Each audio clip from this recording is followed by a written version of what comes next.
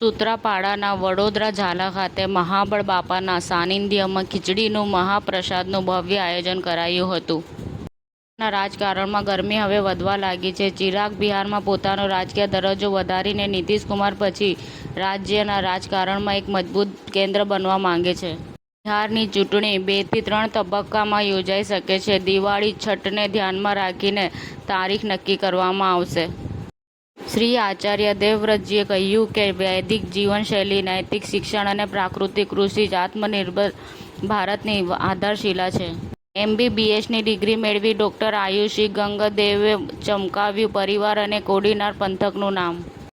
પૂર્વના 6 રાજ્યોમાં છેલ્લા 3 દિવસમાં ભારે વરસાદ બાદ પૂર. યુપીના 14 જિલ્લામાં વાવાઝોડા માટે ઓરેન્જ એલર્ટ કરવામાં આવ્યું. 23મા ઝી સિને એવોર્ડ્સ 2025માં ભારતીય સશસ્ત્ર દળોને હૃદયપૂર્વક શ્રદ્ધાંજલિ આપવામાં આવી. ગોવા કોંગ્રેસના બેનરમાંથી મલ્લિકાર્જુન ખડગેનો ફોટો ગાયબ, ભાજપે નિશાન સાધ્યું. મહારાષ્ટ્રમાં 65 નવા કોવિડ પોઝિટિવ દર્દીઓ મળી આવ્યા. કુલ સક્રિય દર્દીઓની સંખ્યા 506 પર પહોંચી.